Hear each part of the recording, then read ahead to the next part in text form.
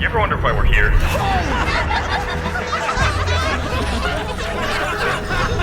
It's one of life's great mysteries, isn't it?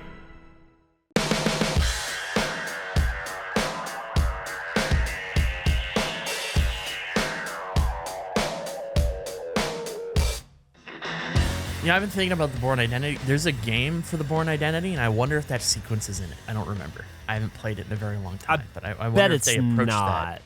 I don't think that was a major sequence, really. I couldn't remember where it was in the movie, but I agree. It probably wasn't. But it'd be great if it was. Yeah, it would be really cool to. You know, what would be fun is we could try to.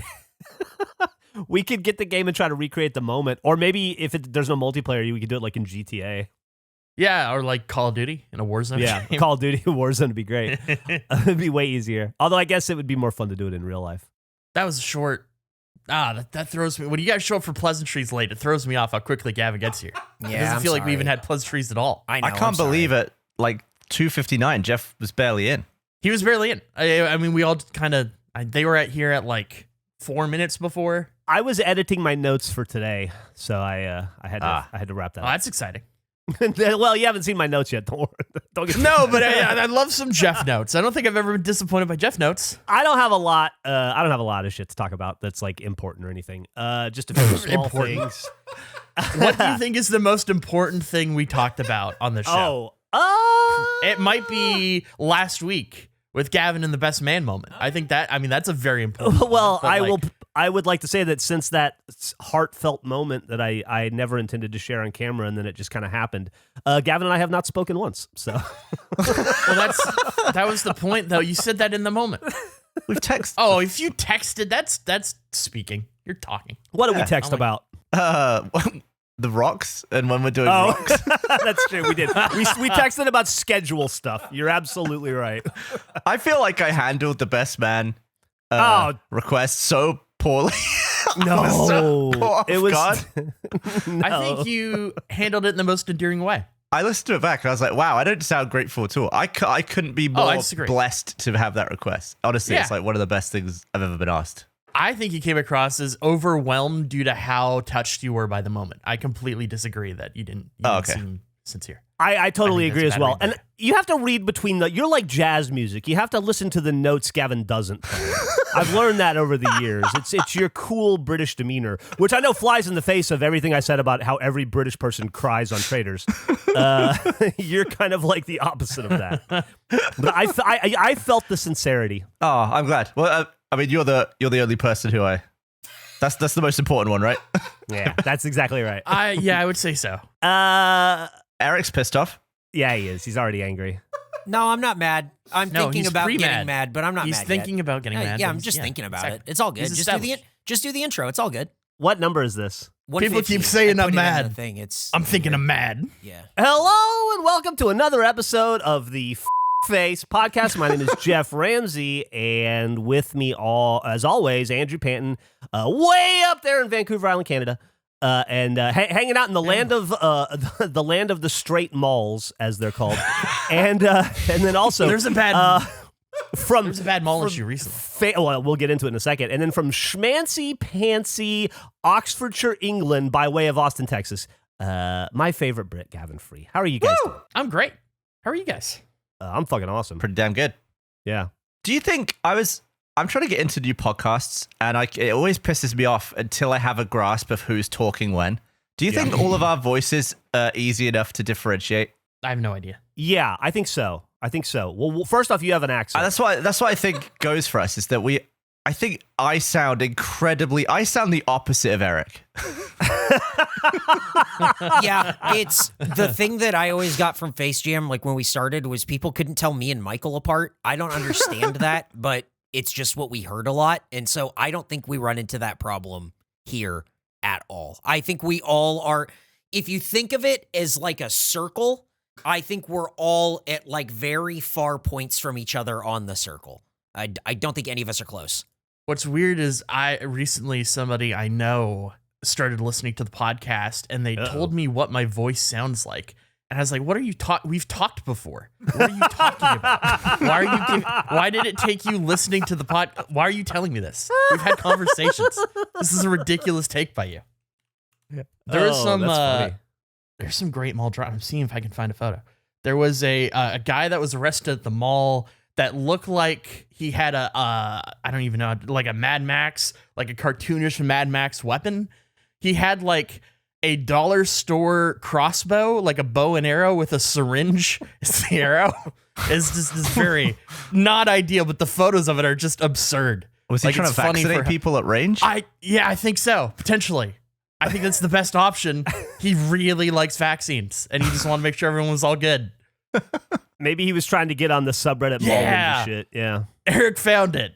Oh, Just God. a Canadian- syringe oh my with God. a crossbow. That was a recent mall incident. Wow. So maybe the Napa Mall's taking how- a little bit of a ding.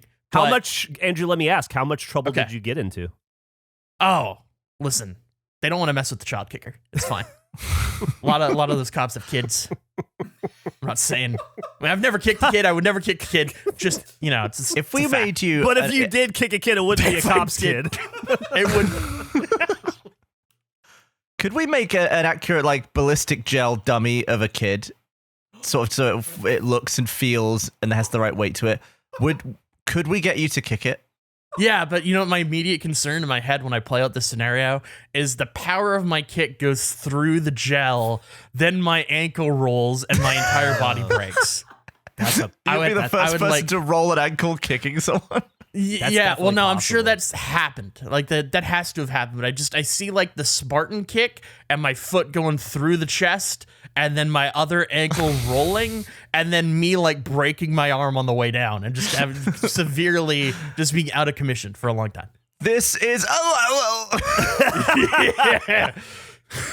that I gotta say, that picture of that syringe in the ground is reminding me of a story. It's not even boy. a story, just something that I remember. It's reminding me of a memory. I'm being memory reminded. Back when I used to run a punk zine back in the like late 90s, I used to get a lot of like free records in the mail and shit. And I got a record one time. I got a CD one time from this punk band called Guttermouth. I'm sure Eric knows of them. SoCal, California band. Very offensive. And it was a live album. And on the CD, in the portion where you open it, there's like the spine, right? Yeah. In that spine, they included a syringe. Like a That's working, fun. usable syringe. And I think they got in a lot of trouble, and they had to Yeah. pull it off the shelves, and they couldn't sell it anymore. And I still had that I probably could have sold that. But I think I think it's in a landfill somewhere with the rest Is of it because CDs. people didn't know it was in there and they were like pricking themselves? No, you could see it. It didn't come Oh. with the needle. I think it was just like it was encouraging needle drug use. Oh, And come on it now. turned out it was a bad look. It's like when I think it was for the Godfather 2 game, they mailed brass knuckles out to every press outlet. Like everybody that they sent a package to got brass knuckles, which ended up being an illegal weapon in a lot of the states that they sent it to, and they had to like send the baby. It was a whole issue. The syringe seems fine. Without a needle, that seems fine. I didn't know. When was the last time you made a zine? Oh, many years ago. I thought of it. So that's the album, and then in the left where you see the happy, sad faces, there was just a syringe in there that you could pop. Oh, that's great. That's But crazy. clearly not in that one. That's fantastic. I thought about making zines for us, obviously. Yeah. The Andrew We've zine talked or whatever, about that. but we just haven't gotten. I haven't gotten around to it. Well, you know what? I guess the last zine I made was Rooster Teeth.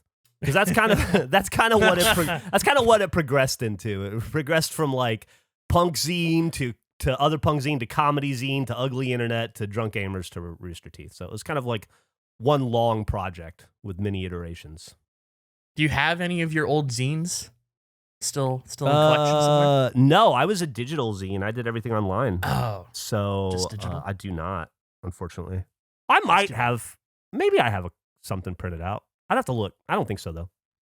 I had a conversation the other day with someone that could never have occurred in real life. I was rooting around. I was trying to find something on my old Facebook account, which I haven't logged into in a long time. And I guess like Messenger has had an update since I last used it, and I just went over to a different tab, and I was like, oh shit, there's messages here from from people I actually know, as opposed to like a bunch of spam from thousands of people who've just found my profile. And it was like, hey, I heard you're in Austin. I've just moved to California. Do you want to meet up? And it was one of my friends who I met on holiday. I was like, oh, sure. where are you? Where'd you move to? In California. And he replied and was like, and he listed where he was. And he was like acting kind of strange. And then I looked at when he'd sent the original message. It was May 2013. Can you imagine saying like, hey, I'm here. That's so long. Hey, you want to meet up? And then a decade goes by. It would have been quicker to talk to me if I was on like Neptune or something.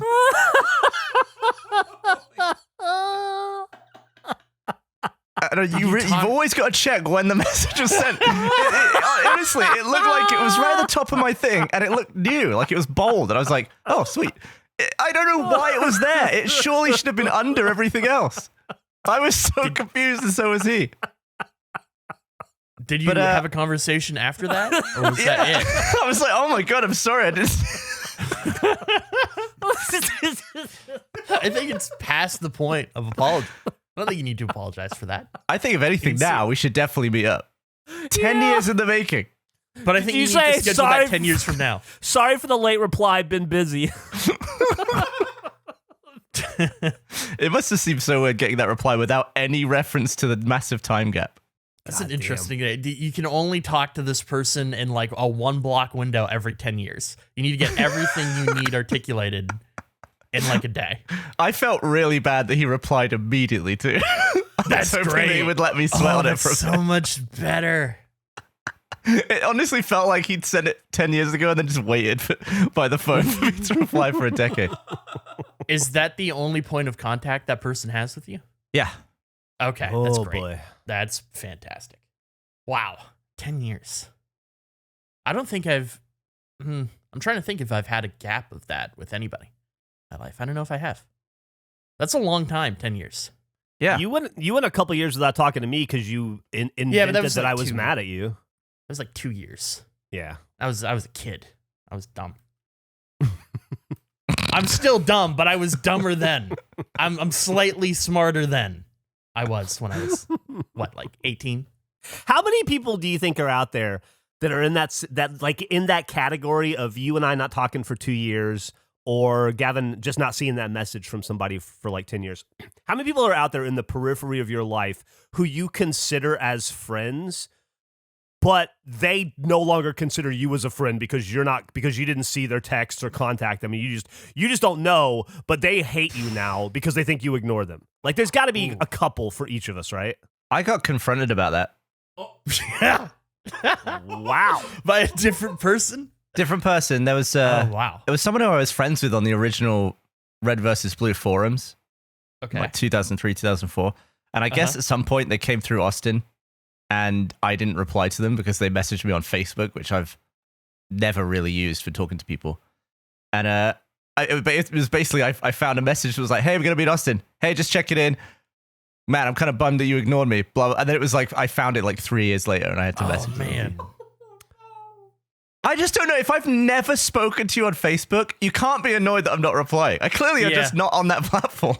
I had something very similar where I also don't use Facebook ever. I don't know the last time I've checked messages on Facebook. And even when I've never used it at any. There was no point where I was like a heavy Facebook user. And I logged in one time for something or other, and I saw a message from one of my best friends in high school, and I thought, oh, cool. I haven't talked to him in like 15 years or 20 years even maybe. And it was a message that was like, hey, man, just wanted to say it's great to see all the success you're having with Rooster Teeth and stuff. And I'd love to get together sometime, or I'd really, if you ever want to like send me a DVD or something, I'd love to watch it just to see what you're all about. And then it was like, hey, man, you must be pretty busy. Was like the next message. And just get back to me when you can. And then like 2 weeks later, he sent a message that was like, fuck you, you rich piece of shit. You forgot where you came from. You've abandoned all your old friends. You're too fucking good to talk to us. You suck. You suck. I hate you. And I saw that message like 3 months after he sent it. And so I was just like, well, I guess that one's dead. Oh, did you even reply to that one? No, fuck no. Oh, you should have replied. That'd be so much fun to reply That's so rude. I don't use the platform. It wasn't. I'm sorry. There should be a thing that says like it hadn't been read, right? There has to be like a read receipt or something on it. I would assume. I don't know. I don't use Facebook. You probably turn it off, but yeah, I don't know. That's what I'd assume. It's fascinating because you're watching that person spiral emotionally. So I don't know. I feel like I definitely would reply because they are so in the wrong. Now, what am I going to do? Get in an argument about how and try to defend myself by saying I don't use your shitty social media platform? No, it's just like that's a lot of conclusions to jump through in the span of like 2 weeks when I clearly hadn't posted a photo on Facebook in 10 years at that point. It's not like you'd seen any status updates from me or anything. But I mean, if you would have replied in their head, you're still ignoring them. There's never any resolution on their side. Now, as of the day I read that message, I'm fucking ignoring them. Yes. You're absolutely right. I am ignoring that person now. I wasn't, but now I am. But when was this? How long? Can we do a Gavin thing? Can you reply 10 years from now? No. Can we schedule I'm not doing that. This was probably 5 years ago. Oh, well, we're already halfway to 10. I've been ignoring him for about 5 years. It's scary. I would hate to see all of the stuff I've missed from people I really like. Yeah. It sucks. Are you scared because you might not like them anymore? Is that the risk assessment of what's there? Or that they don't like me because I ignored them. Yeah, but I'm saying like that's ended. Jeff's friendship with this person ended because listen. If I saw them in person, I would love to talk to them about it, but I'm not going to get into an online thing with anybody. And I don't. And by the way, I still like the person very much. I had a lovely. What are you doing then? I had a lovely childhood growing up with them. Just message them then. Because I would never Andrew. Yeah, I would never, ever send a message like that to you. Not in earnest. And I wouldn't send it to anybody else. I think it speaks a lot to a person's character when they would do something like that, especially in their 30s or 40s. Like, it's just like that's a pretty big warning sign to me. That's fair, but just if you're taking the angle of I'd like maybe mend things in person and I still like them, I don't know. I feel like it's just a low risk. Like, if it doesn't go well, you can just continue to ignore them. Nick said I'm going to get mad Facebook messages now. Not that I know of. I'll let you know in 6 years when I need to log into Facebook to check something. I'm scared now. I can't really think of anything that I have that's like that. There must be, right? Do you have an old like ICQ account or like any kind of messenger like that still operates? Or not really. I was an AIM guy, and then I made a Facebook and a Twitter account, and that's about it as far as social platforms that I used.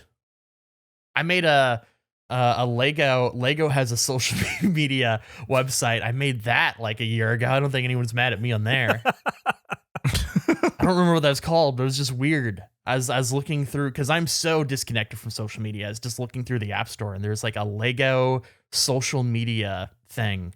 I think mainly for kids, but I don't really know. I made an account. It's really dumb. It seems weird. I should check. Did you enjoy it? I didn't really use it. Like, I made an account and I didn't really understand what the purpose of it was, and I didn't want to talk to anybody, so it's sort of useless, but I wish I could remember what it's called.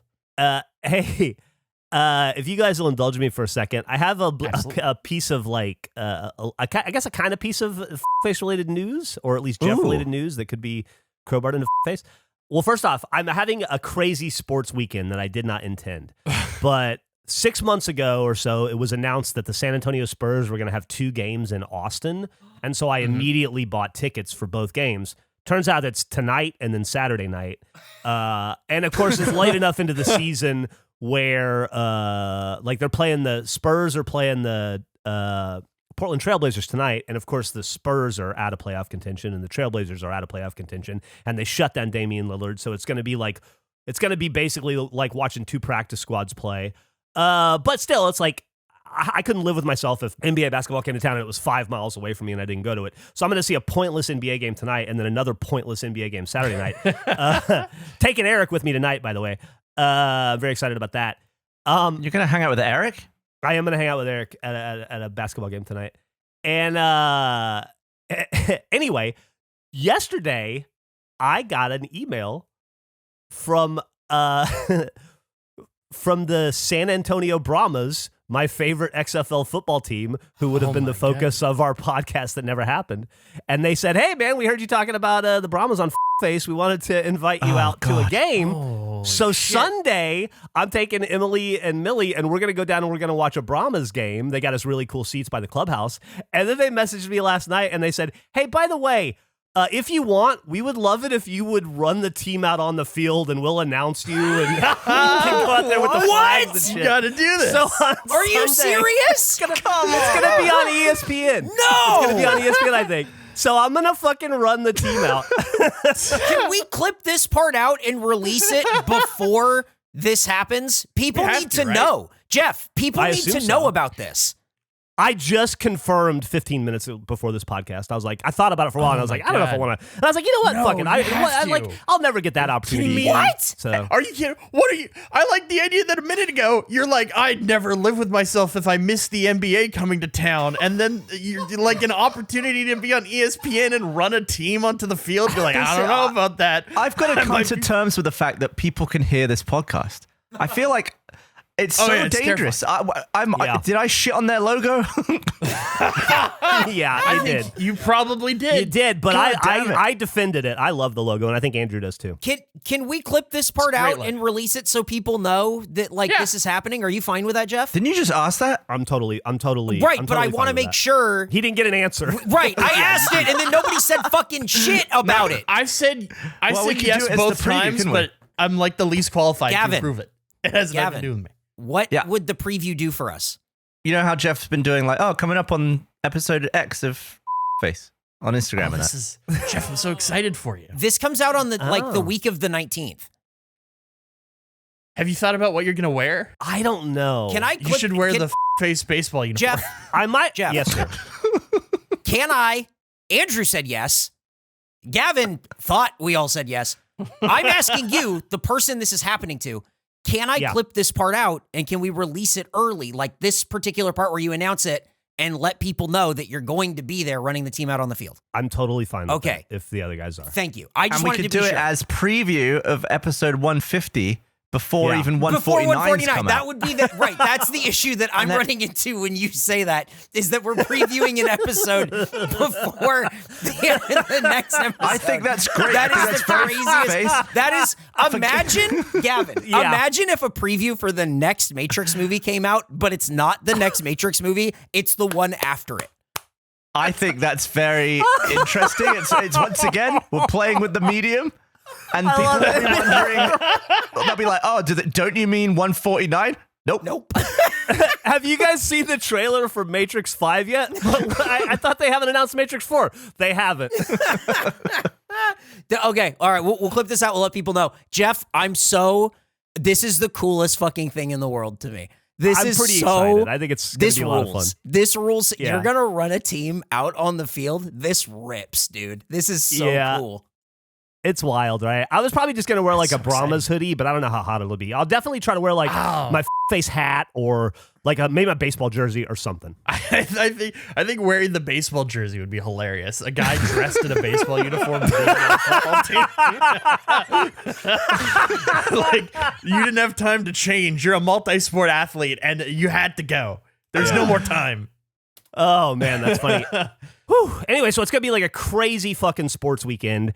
And as somebody who's mostly a shut-in, the idea of going to 3 events and one out of town in 4 days is a little daunting to me, but I'm gonna soldier through it. I am so excited for you. What a time. Yeah. It's pretty cool. It's pretty cool. There's no way where this doesn't become more content. And I think that's what excites me the most. All the ways, respectfully to you, and I hope it doesn't, there's so many ways this could go wrong. There's so many ways in which this could fail for you. And no matter what happens, I'm really excited about it. I was thinking to myself, like that episode. Do you ever see the episode of Always Sunny where they're practicing hockey because they're going to shoot the slap shot to try to win $50,000 or whatever? And Mac, he ends up falling and cracking his head open, and they play it on SportsCenter over and over again. And that's the highlight. Yeah, that I was could like, be you. if I can trip and be like whacked in the head by one of the flags, or it like goes up my butt and lifts me off the ground or something, and then I fucking fall. Like, just I'm kind of hoping something catastrophic happens just so I can make like not top 10 plays of the day. Yeah. I think you got to evaluate a blown quad for sure. Like your knee exploding. Exactly. Yeah, you got to factor in those injuries. Did you see, I know Eric definitely would have seen this. Did you see the clip of Shane McMahon at WrestleMania getting hurt this past No. weekend? timing of it. He had a match with The Miz, and it's hilarious where I guess Eric would probably know better than I would contextually. It felt like Shane hadn't wrestled in a long time, I'm assuming. And so this was like their big WrestleMania match. And they start the match and he jumps over The Miz and the announcer yells, "Shane still got it!" while Shane simultaneously blew his quad out. He just falls to the ground. He couldn't do it. But luckily, Snoop Dogg was like leading him into the match. He was like Shane's guy for it. And so they're panicking and they're like, what are we going to do? This guy blew his knee out within like 20 seconds. Snoop Dogg calls an audible, jumps into the ring and punches The Miz, and then just goes off on the mic about it and is like, how could you do this to my man Shane? And he hits him a second time, and then he just started posing, and he did one of the worst people's elbows I've ever seen to The Miz, so they'd have an ending. But they improvised all of it because the guy blew his knee out. And is the guy just rolling around on the ground in pain while Snoop Dogg's performing? They like extracted him at a certain point. Okay. They just got him out of it. But yeah. That's Shane McMahon. I just sent the clip of Shane McMahon doing a leapfrog, landing, and blowing his quad out.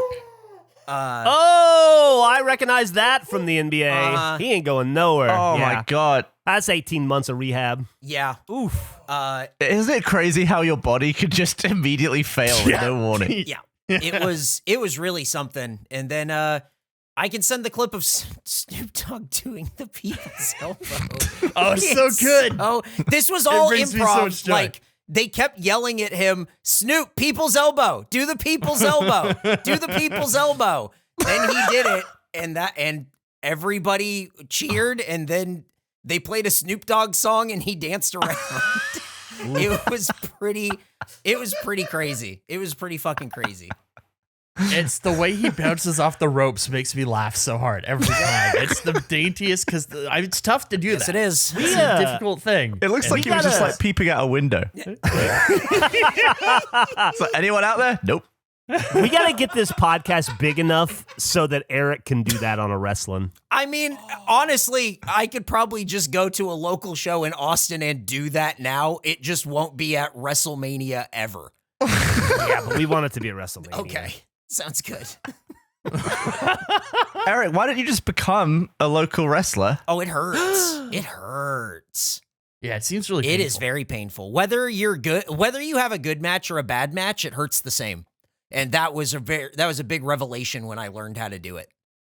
But you're all about it. Like, wouldn't you want to be stuck in? I mean, it's fun, but like, it seems like then you have to like, you're either going to weekend warrior the thing and you're just going to kind of like be at a level and then it's like an obligation every week, or it's fun just to go to shows. It would be fun as like a one-off thing, but that's it. I don't think I could ever like do it. To do it consistently, especially, and I know there are people that have started wrestling at an older age. I feel like once you've hit an age where you wake up with injuries that you don't know how they happened, the idea of wrestling is so much less appealing. Like that's a real pursuit. Yeah, it's a lot. And it's a lot. That's kind of how I feel about stand-up. It's fun to do like 3 times. Yeah, and then I think that's a good way to. I think it's kind of like the same exact thing. It's like, Exactly. this is neat, but also if I had to do this 4 times a week, every week, I would never. I would never. Yeah, you don't want to get hurt. You don't want to take that kind of pain, and I don't want to stay up late.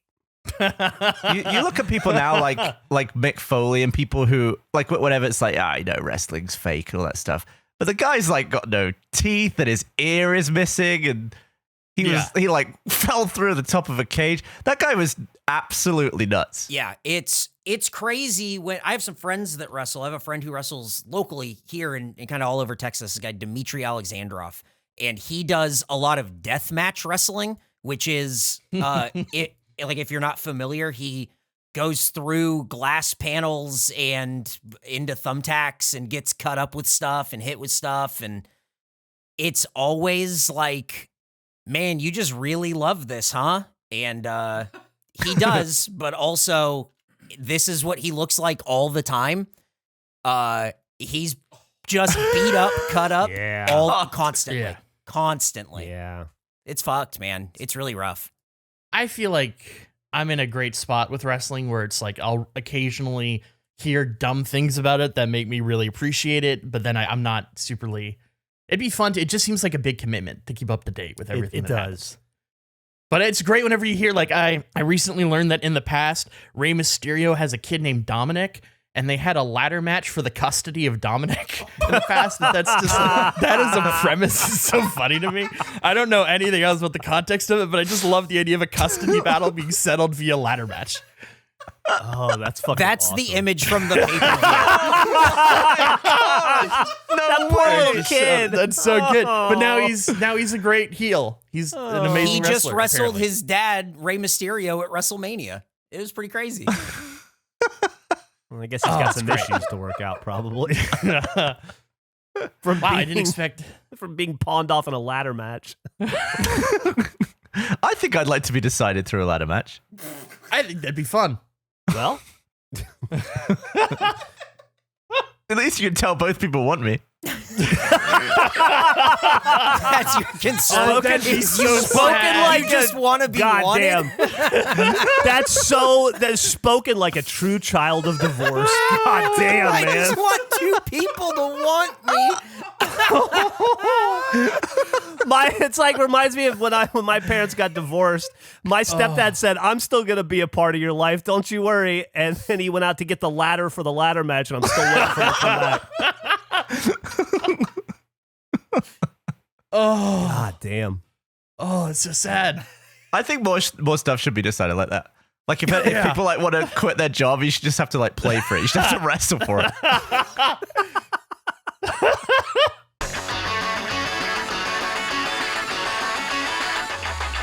This show is sponsored by BetterHelp. Getting to know yourself can be a lifelong process, especially because we're always growing and changing. And it's so important that as we go through these changes and are growing as people, that we evaluate how things are impacting us. Therapy is all about deepening your self-awareness and understanding, because sometimes we don't know what we want or why we react the way we do until we talk through things. BetterHelp connects you with a licensed therapist who can take you on that journey of self-discovery from wherever you are.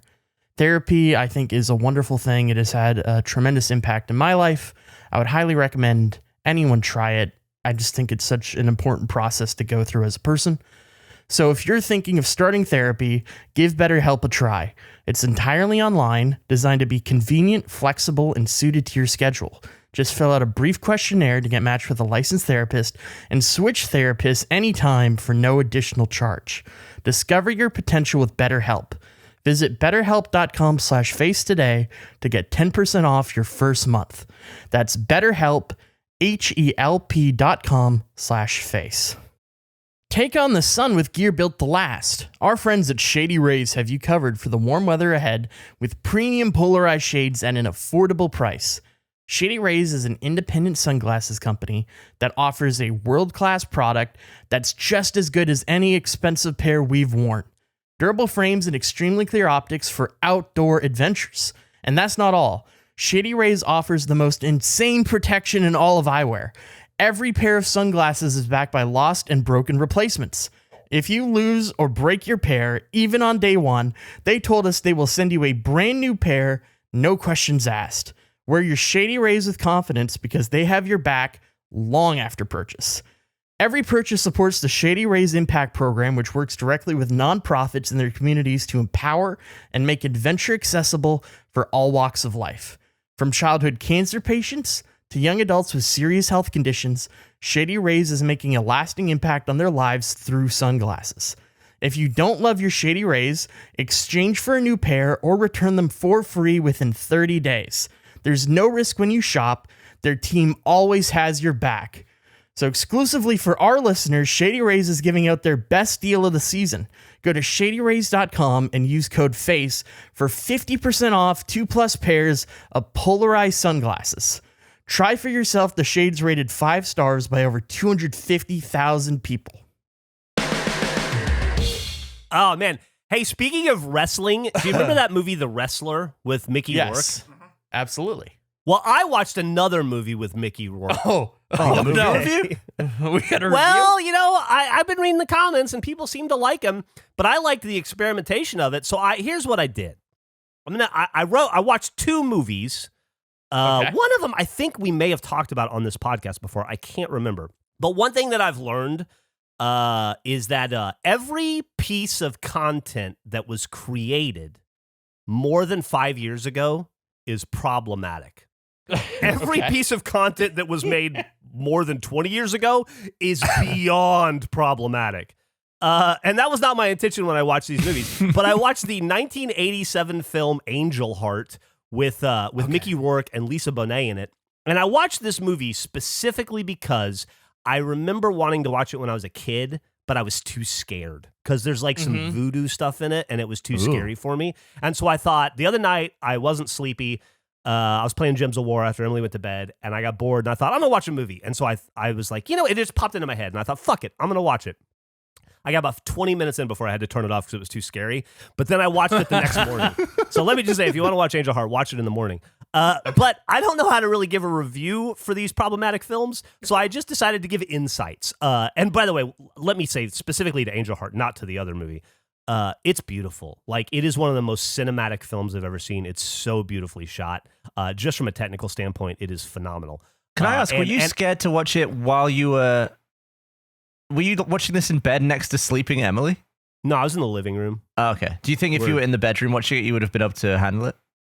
No, and I wouldn't have done it because I would have jumped so much it would have woken her up. I don't think you can watch scary next to somebody sleeping. I think that's too dangerous. Yeah, if you're somebody who reacts to it, that's definitely a selfish move. I always remembered, and I don't mean this to be mean, but I always remember Mickey Rourke as being kind of a joke actor because he kind of went off the deep end after 9.5 weeks and Wild Orchid, and he just got weird, right?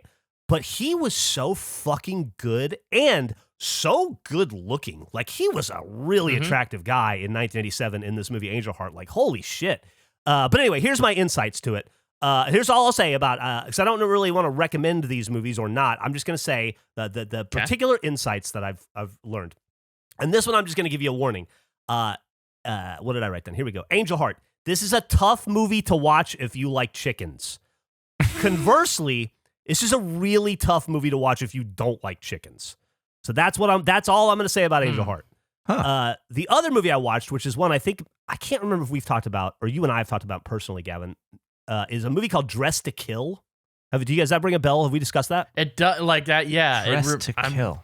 It sounds familiar. It sounds familiar. It came out in 1980. It's a Brian De Palma film, deeply problematic film. Stars Michael Caine, which is why I thought maybe we had discussed it in the past, Gavin, maybe personally. I can't remember anything about it.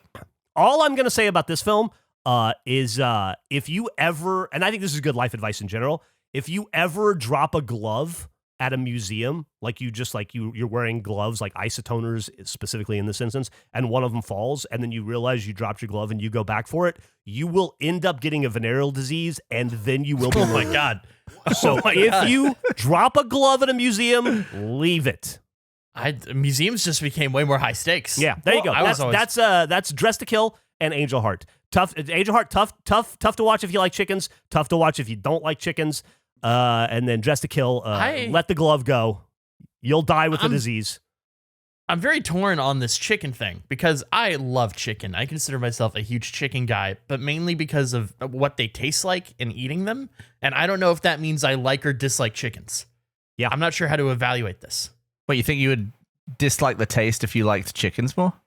Well, I don't know how I feel. Can I say I like chickens when I like chickens because I eat chickens a lot? I consume a lot of chicken. Yeah. So, okay. So I'm pro-chicken, even though that's against the chicken. From the chicken's perspective, they would hate me. Well, I mean, I would say the average person could say, well, I eat a lot of eggs, right? And that's something that a chicken provides, but you're not an egg guy. That's a great point. I've balanced it out. I'm not an egg guy. I think that's a great, thanks, Jeff. What classes a movie as problematic? Is it when what? Well, because here's the thing. Combination of words. Well, here's the thing, right? Is it when the good guy does something that's shitty by today's standards? Because surely the bad guy, like murdering people's bad, right? But that still happens in movies today.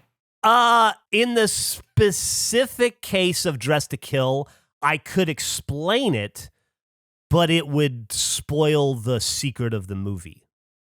Like, this kind of the secret point of the movie is why it's problematic. But I'll tell you that, like, the way they treat it, the way the good people in the movie treat it, is also problematic. I'll say that. Interesting. Yeah. And then Angel Heart. Angel Heart's just a movie that takes place in Brooklyn and New York in the 1940s. So it's just pure racism constantly.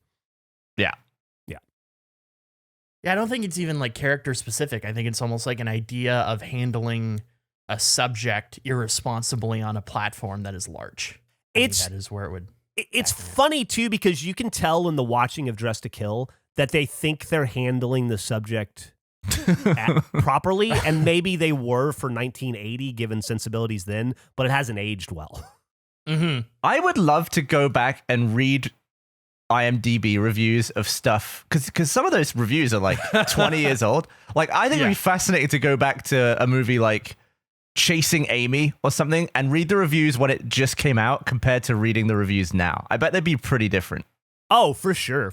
I'm listening to, definitely. there's this podcast I listen to called You Must Remember This, and it's this lady who uncovers like the secret histories of Hollywood's first 100 years. And so it's like the stories behind the stories. She's doing a series right now called Erotic 80s. And so she's going through, and right now the episode I just listened to was all about Pretty Woman and what a phenomenon that movie was that launched the career of Julia Roberts and was seen as this very empowering love story, and it has not aged particularly well. And you get to hear like the reviews of, she reads the reviews of it from like the magazines at the time, and then discusses like how the view has changed over time and how it hasn't. It's fascinating if you're into that kind of thing. It's same with like when you watch Sleepless in Seattle or something. Like Bill Pullman's character is like the dweeb who she like wants nothing to do with, but he's the only good person in the movie, and she's like a crazy stalker person. And Tom Hanks is also terrible. Like the two like heroes of the movie are just shitty. They're just awful. But I'm sure when it came out, it was fine. Yeah. Like contextually change it. You know what's weird about Chasing Amy is that there are trading cards for that movie. Oh, we should get some.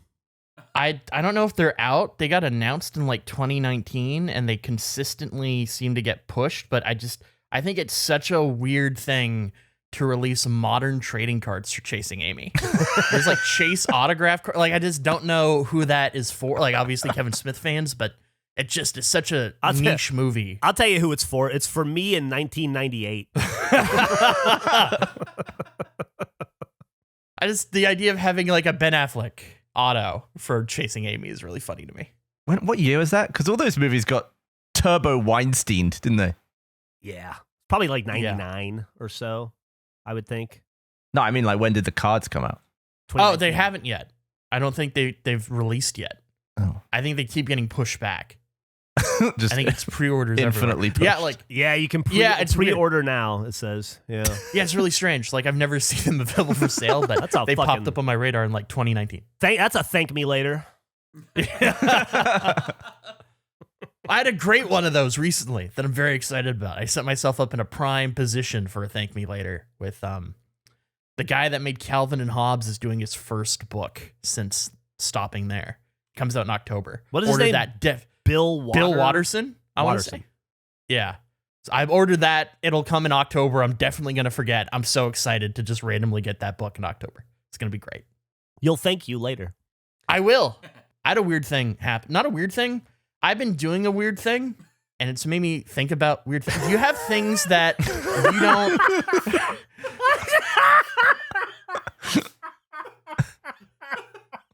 Eric said no way. I will say that there was recently a poll on the KFace Twitter account of who's the weird one after the whole argument of, I think we had that debate. Where did that come from? Yeah. I would like a recount because mine was not high enough. I won with like 67% of the vote. I should have had higher. But as the weird one?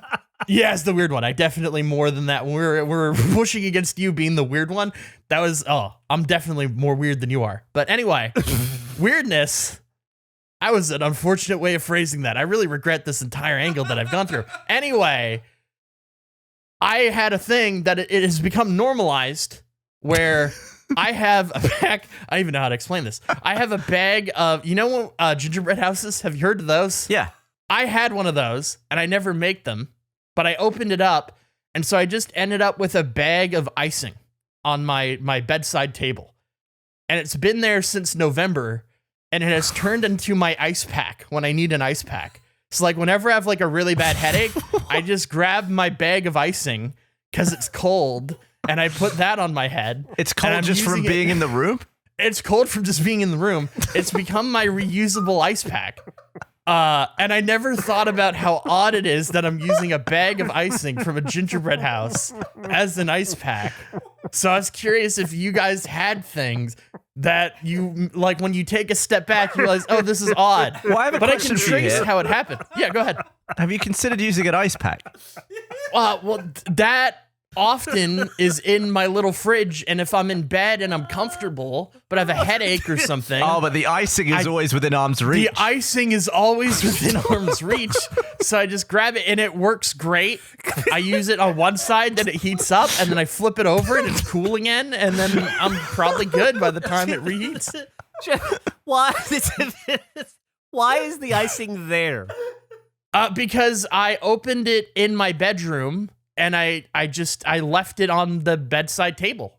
Like I never built the set. The gingerbread is still wrapped up in my closet, and the icing just ended up on my end table.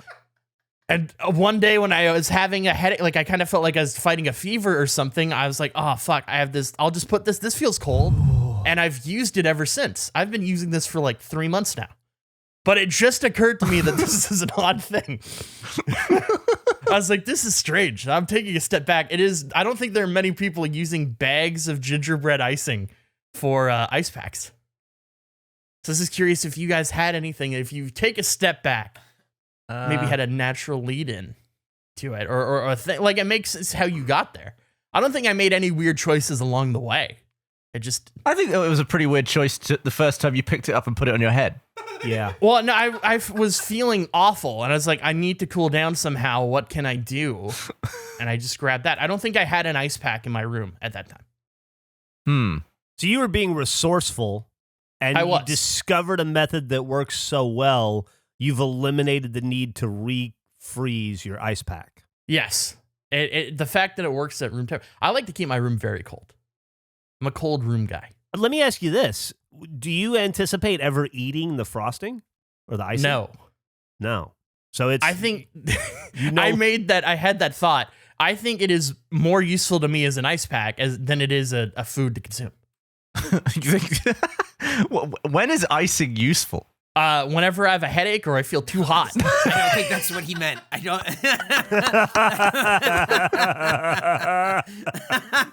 Whenever you need to build a gingerbread house. Like if you removed icing from the world, it might be the least impactful thing. Oh, I think you're very underrating icing. The least impactful? No. It's only ever on top of what you want to eat. Yeah, we got this fucking Branston mouse son of a bitch talking down to icing. Dude, if I get a choice between eating a cake or the icing that goes on a cake, I'm eating the icing that goes on a cake and throwing the cake away. Oh, we should eat more cakes together because I always just smear the icing off the top so I could eat the cake. Yes, let's only eat our cakes together from here. I hate the fact that you would rank the pickled onion above icing. That's terrible. Well, the pickled onion is like it's more centered in what you're eating. I don't want the pickled onion though.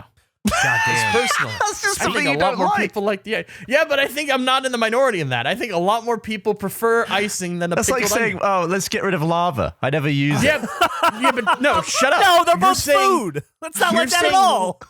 You're saying least impactful. I'm saying that I think getting rid of pickled onion is less impactful than icing. I think there are way more people that like icing than pickled onion. But with icing gone, you still have the thing that the icing is on. If pickled onions are gone, what have you got in your hand?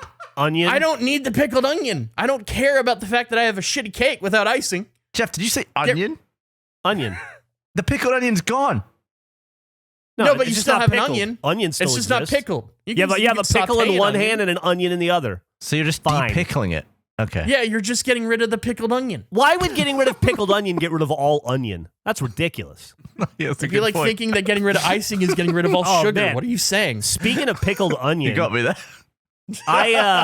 because somebody refused to do their Plowman's pizza recipe, I spent yesterday at my coffee shop, I spent about 2 hours watching the Pizza Day video over and over. I probably watched it 4 times. It's 27 minutes long, I want to say. So I watched about 2 hours of it so that I could write the Plowman's recipe, which I think I did a lovely job of. And now the cookbook is done. Tony's laying it out. That's so exciting. So I only contributed really? to Plowman's. What did I do again? Oh, you did stuff. You did stuff. You did like your cold sandwich. You did the Plowman's the cheese pizza. sandwich. You have a salad in there. You've got lots of stuff. I spent ages on Everybody's that, too. represented. You did, and it's a really, really good recipe. It's actually, I don't want to play favorites, but it's one of the best in the book. I Oh, think. sick. Yeah, then I just you did a great job forgot with to it. do the pizza one. It's 55 pages, it looks like. Holy shit. Yeah, 55 pages of recipes. I still have to write the end, and that's going to hopefully be 7 or 8 pages by itself, but we'll see.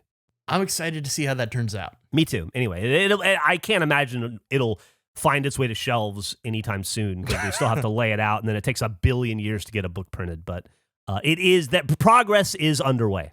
I have an idea that I've already talked to Tony about. I was curious to see what you guys thought. I need to pitch this to you. So I was thinking about, like, I love the Gurpler so much. Mm-hmm. I use my Gurpler all the time. And then I was just thinking of, like, all of the dumb stuff we've released and how great that we could have, like, a switch fuck. And that exists. We've got the mini bats and, like, all that dumb shit. How lucky it is that we have the ability to essentially make whatever we want. And it's just like, and Tony's so great at coming up and mocking things. I was thinking about when I was doing the Anal Passage website, all the stuff he mocked up, and just how I feel like we're in a position that we're not fully utilizing, where we essentially could attempt to create at least an iteration of whatever we wanted. And so I had an idea of what if we all came up with what we would, just our own, like, what is a product that is not in the world or a thing that we want that doesn't exist, at least in the way we want it. And then we pitch them to each other, we present them. Like, we talk to Tony independently, all of us, about what we would like. And then we get, like, a finalized thing. And then we present the products to each other of, like, what our ideal product would be. So, I feel it's like the next round of Unifarm. Sort of, yeah. Almost like a uniform thing. I'm not going to claim that it's a uniform thing because that's a Jeff design. I'm not going to say that this is a uniform line. But just the idea of the ability to make whatever you want is such a privileged position we have. And there's some dumb things that I would love to have that just don't exist in the world. So we're trying to create new objects. Yeah, so all 3 of us would talk to Tony, and this is going to take a really long time from when we initially discuss it to it becoming an actual thing that could be purchasable. But yeah, the idea is we all would talk to Tony independently about what we'd want, and then once it becomes kind of like a finalized thing, we present it to each other on the show of what our products would be. Jeff's going apeshit in the chat. I just keep posting Yes. the wrong photos. I thought the same, Nick. I thought that was a pipe. I thought it was a tiny little, like, bubble-blowing pipe. No, I just figured while Andrew was talking about the Gurpler, I was just preloading some pictures I took of the Gurpler the other day. The point is, I think it's a great idea, Andrew, and I'm on board. Just let me know when and where to be and how to do it. That's great. I Here's something complicated. Yeah, just you fucking figure it out. You got it. Let me know. Put me in. Yeah, I come up with bullshit and give it to Tony and he makes it. We can do that. No, I think it's a great idea. To I invent love it. products from the ground up. Yeah, whatever, man. Just kind of like, I don't know, is it like a Tuesday or a Wednesday or whatever? Dude, inventing products from the ground up is what I do. I'm all about it. For instance, did you know that the Gurpler is not just the premier drinking vessel for humans throughout the world? It also casts a really long red boner shadow. Now, Jeff sent me these photos over the weekend. He texted me these images, and I love them. They're great. I think these are great. I had the realization, I think these are the best photos Jeff has ever taken. Fuck up. I was going to fantastic. compliment the composition on them, yeah. Yeah, they look great. Like, these should be in the store page for the product. I woke up the other morning and the Gurpler, I had left it on the counter, and it was like 7 a.m. and the sun had hit the window just right, and it just made this long red like reflection of the Gurpler down my countertop, and I just thought, like, wow, that's another benefit that the Gurpler has. I didn't even think about it. It casts a really cool shadow, and I was talking to Tony about it because we have the purple and the green Gurpler coming out. And I asked him if there's a way we can manipulate the lighting so that we have them cross, and then that creates purple. That's amazing. right? So That's a we're really gonna cool create. We're gonna have them. We're gonna get on it. We're gonna figure out a way with Wes or whoever, and we're gonna recreate what I've done here, but with the green and purple, and create Gurple in the middle. Do you think if we That's put awesome. a green, or if we put both colors on either side of the roof of your house, Jeff, and when the sun shines and they cross, that's where we dig? That's a great idea. I love that That's a great idea. idea. That's Oh, such that's so a great good. idea. You're going Indiana Jones with it. I thought you were Yeah. going Batman and we were making like a Gurp signal. I like your Yeah. idea so much better. That's so Oh my good. god. Although I think technically for them to cross, we would need two suns. Might not work. You figure it out. We'll figure Somebody it out. on Jeff's roof with a flashlight, and you're set. We just need a- Flashlight in the sun. We just need a sun and a mirror. We'll be fine. Yeah, there we go. We got Anyway, I think I love your idea, Andrew. we got all the stuff. Just so you guys are aware, we got all the stuff for what is it? The Gurpler, the Golden Gurpler, all that stuff. We just have to like find a time and make Yeah, this the thing- sun coming through a nice golden Gurp is going to look so It's nice. gonna look great. It's gonna be beautiful. It's gonna be really cool. Also, the little USB drives that contain this secret video are really nice in themselves. Yes. They're very cool. They are Oh, cool. very cool, and we have to do like. I'm really excited. I guess is what I'm saying. I'm very excited to see what happens and what we do Yeah. next and what people are going to do with it because it's going to Yeah. be. I don't know. Like it feels like what Andrew was saying. I'm sorry to get belabored about this, but I like it. It gets me like really excited. We have a way to make whatever we want, and then when you see it come into fruition, it's like so exciting to me to actually see like, oh, like I thought we were just fucking around. It's like, oh no, this is real. Like this is a Oh real my thing. God. It's very, very cool. We haven't discussed the stuff we saw with the audience yet, have we? We saw the other day No. in Tony's office. No, I don't There's think some- so. It's very cool. There's some stuff coming out that's it's just fucking. I don't even know how to describe it. Yeah. It's so ludicrous. It's very I exciting. don't. Oof. I also want to kind of double back to something Andrew said, where he said, "These are the best pictures Jeff has ever taken." This is a picture that he took of Gus when we were doing an episode of Oh my Canva. God. I think this picture is incredible. We've posted it before. It is. I think it's That's really great.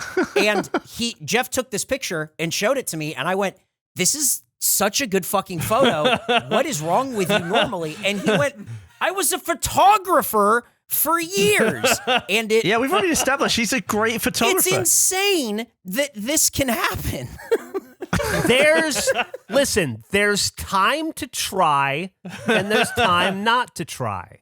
I think it's less about when you want to try and more that watching you try and use an iPhone camera is very similar to watching my grandparents try to use it.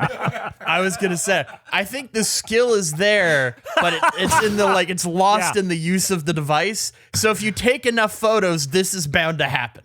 Yeah, It's no, really you just- you need to give take me enough pictures. You give me a Canon F1 Yeah. and a roll and a roll of Ilford film, and I'll fuck your world up.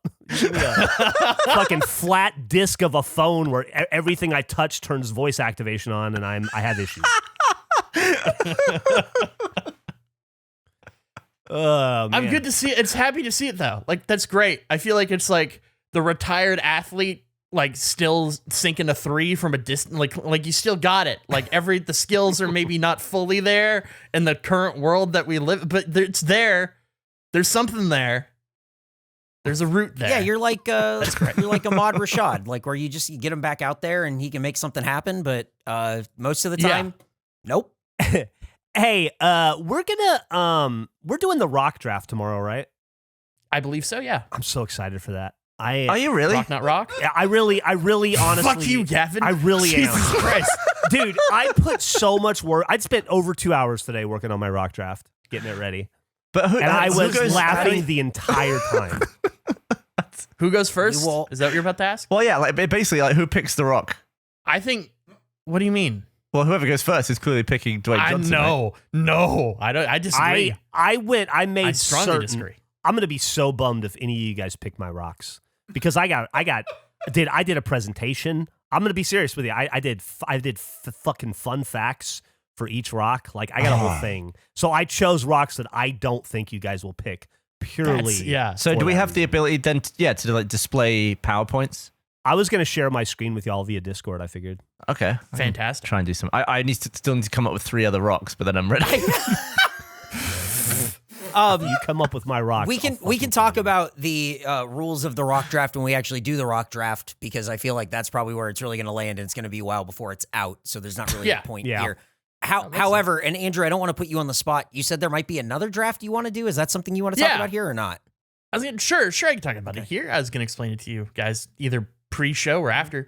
My idea, I was thinking about Jeff and malls, and I was thinking like Jeff loves malls, and as if Jeff was in my town, what aspect of the mall do I think Jeff would most care about? Which then made me think like, what if we all drafted like we were malls? Like imagine we're all malls and we're drafting mall stores. And then whoever has the best mall wins the draft. Like that's what the audience would be voting on. That is so you get awesome. You get 4 stores, or 5, but maybe not even stores, right word. 4 stores or 4 establishments within a mall to make the perfect mall. Is it aspects of the mall, or is it like physical places within the mall? I think it's physical places, and I think it's not. You can't take like cafeteria. Like you have to take a like you have to pick like Sbarro if you're gonna. Okay, got it. Okay, yes. Cool. Oh man, I'm fucking set. I have 2. Oh, it's gonna be hard to whittle down. Oh, there's so many great malls. For me, I think there's a clear 1-1 in my opinion of mall places, but that's it'll be interesting to see as well, because like when I think where is the mall cafeteria located? Anywhere. What? It's your mall. It doesn't really Well, matter. I mean, can I be bringing in an English chain to my mall? I was then? about to ask you absolutely that. could. I was about to ask 100%. if Gavin is going to end up with a very British mall, it's going to be weird. Like he's going to go, oh yeah, Chumley's. And we're going to go, what? But I guess the price of that is like if you're potentially taking away votes if like a smaller percentage of the audience doesn't know what you're talking about. Like for me, cafeteria, New York fries is a Canadian mall staple, but that is a Canadian thing. Like I don't expect anyone to really know that. So am I losing votes by putting that, even though in my head that is a definitive mall experience? I'm gonna get working on this immediately. Oh man, do you know? Ah shit, Andrew. What? You just gave me an idea. Oh no! You just gave me an undoable idea. Oh no! Does it do it? I'm sitting here. Does it doable? I'm sitting here in my head trying to lay my mall out, my 4 stores, how they would look next to each other, and then I realized what I need is a tiny town for malls. They should make like Tiny Town, but for mall stores, and then instead of making Christmas and Thanksgiving or Halloween, you could build your own perfect fucking mall out of ceramic Tiny Towns. How do I do that? And if you had 4, would you put them all in a line? Right, or how do you do it? Do you do like catty corner? Do you do like, I don't know. Oh man, I want to build I want a mall Tiny Town. Do you know? I mean, that probably doesn't exist, but No. do you definitively know? I don't definitively know, but you should look. I into can't it. imagine it does. No, Eric, it's very- can you it's a low contact the percentage. Department 56 people and tell them to make Tiny Town malls? I will do my best to do it. I feel like Andrew is the person that you want doing that. I feel like he has the best success at this thing, but I will do it for you if you'd like. Well, maybe Andrew would be better. That's what I'm saying. Eric, what's your percentage this week? Oh, I'm probably up to like a cool 70, 75. I'm feeling pretty good. Hey! I'm feeling pretty good. great. But here's the thing. This isn't ankle integrity. Like, I think that's important to know is that this isn't a number that just goes up every week. It's a number where I look at what is on my calendar and how things work. And then next week, probably not going to be just based on looking at what I have next week, probably not going to be right around that number, but we will see. Because I'm looking at my calendar and I'm trying to decide which Thursday I want to kick off again about not having Nitro, but it seems like maybe not next week. You can do it next week if you'd like. That should be fine. Next week's maybe gonna just be before we rough. start, you just let me know how it's. Yeah, how the absolutely. week's I'll come going. in. We'll start the episode. I'll be like 44, and you're like, not this week. But then I go like 81, and you go, ooh, fucking get them. That's a good idea. That'll work. We should wrap up though because we are. Oh man, I'm sorry. It's quick hour, very quick hour. It's quick as dicks. It was pretty fucking quick. We should stop there because I have a reservation at Chumley's at 4:10. Damn, he's fancy. His mall restaurant takes reservations. God damn. I was just gonna go with California Pizza Kitchen. I should say on the way out, I'm gonna do a plug. We don't ever do these, but I figure I should. Okay. There's a comedy festival in Austin called the Moon Tower Just for Laughs Comedy Festival. It's a big deal in the comedy world, I guess, in Austin. They have it every year. Like tons of comedians come for it. It's like a 3-day. It's like I don't know. It's like Woodstock for comedians. And Rooster Teeth is gonna put on a special Rooster Teeth podcast, live, ticketed event on April 19th. Nick, when does this episode come out? This day? The 19th. Okay, cool. Yeah. So if you're listening to this and you're not doing anything at 6:00 tonight, if you want to come out to the RT podcast, I'm in it because everybody else in the company said no. So I'll be there, and I'd love to see you. Hey, Somebody's listening and is just like, I gotta go. I don't have time. I gotta go. Also, want to say you should come to RTX July 7th through 9th. We will have the Face Museum. So I'm that pretty will be excited about on that. the show floor. You can experience. Well, I don't want to give away the whole list, but I mean, we can say the porta potty will be there, and we can say there's going to be a few other things and something you have to see to believe. That's true. I got some stuff I need to give you probably for that. Yeah, absolutely. Absolutely. Yeah, we're gonna need everybody's stuff. Mm-hmm. I have, for instance, I'm looking at Gavin's guilt basket card. Yep. Mm-hmm. That could go up. I got Puss and Owl Owl right here. I got we the got nice lots to of stuff. the thrice to meet you is Yep. hanging on a hook. I can see That's it. perfect. That's a great one. Yep. I haven't even seen that. I got the rock from my backyard. Face rock. Face rock. Oh, speaking of which, I know we're ending, but I saw something on social media the other day. I think it was on Reddit. Somebody had a suggestion. You know how pretty soon we're gonna dig our 6-foot hole, and then we're gonna put a USB drive of the episode where we talked about digging the hole at the bottom of it, and that. Somebody said you should put at the bottom and then place the USB drive on top of it. You should put a protected by Falcon sign, and I think that's actually a great idea. Ooh. Yeah. Because then you dig all the way to the bottom and then you see it and you're like, oh shit, I found this USB drive. I wonder what's on it. Oh, fuck, it's also protected by Falcon. Well, I don't know. Yeah, here's my I'm- only concern, Jeff. If they're a reasonable person, they would return the USB drive because it's protected by Falcons and they don't want that heat in their life. That's almost too interesting. much of a threat. I don't want to steal something from a Falcon. It's protected by Falcons. Listen, maybe they're an Indiana Jones. Maybe they're not scared to fucking throw caution to the wind and get chased by a giant boulder. I don't know. They put a different USB drive down and swap they it. they carefully portion out a tiny bag of sand that's the exact same weight as the USB drive. Nick's got a good point. Do you think the strumming smell would be gone from the porta potty by the time it's in the museum? I guess we'll find out. God. It's gotta be something. Didn't you order some of that? Yeah, so it's not going to be here anytime soon. You can't get it. Like, I'm trying to get it in the U.S. Cannot get it in the U.S. It is coming from another country, and so I'll keep everyone updated as it goes. It's also expensive Oh, for fantastic. gross How fish. much? Oh, it was like $75 for this tin. Oh, for a tin of holy disgusting fish. shit. Right? Like, gross. I can't wait for this bit. Yeah, this is gonna be. I think. Can I say- I think there. Look, I we don't- need to wrap up, but Jeff, I think, will fall to his hubris, and I think it's very exciting to see. Well, it's also going to be, by the sounds of it, in the summer by the time we do it. It's going to be the worst time ever. I have no memory of agreeing to do this bit. I guess I did recently, Are you but I serious? will Sausage do it. talk. I will do it. I'm not Sausage opposed to talk doing it. too. Yep. Did I? Is that where? I don't know. Yep. I can't. Yeah. I couldn't remember it, but You had confidence in your flaps. Your nose flaps. I do. You do. I do have. I'm flexing my flaps right now while we're talking. I'm feeling. All right, wrap up. Let's go. All right. Hey, thanks for listening. And hey, come back next week and we'll do it all again. How's that sound, huh? All right. Ta-ta. Huh? I just realized that I shared my icing thing and you guys did not follow up with anything. I don't think so. I just exposed my weirdness, and I was on an island of weird. I'll have something next week. Great. All right, bye. Bye. Hey guys, Major League fan Jack here with a look at next week's episode of Face. This isn't a good first episode. Errol Flynn was a badass. Gavin has a secret apple. Jeff wants an NBA team in Austin. The boys talk Brahmas. Should we buy Sloppy Joe's a new camera? And once again, Andrew does not eat the pencil. All that and more on next week's episode of Face.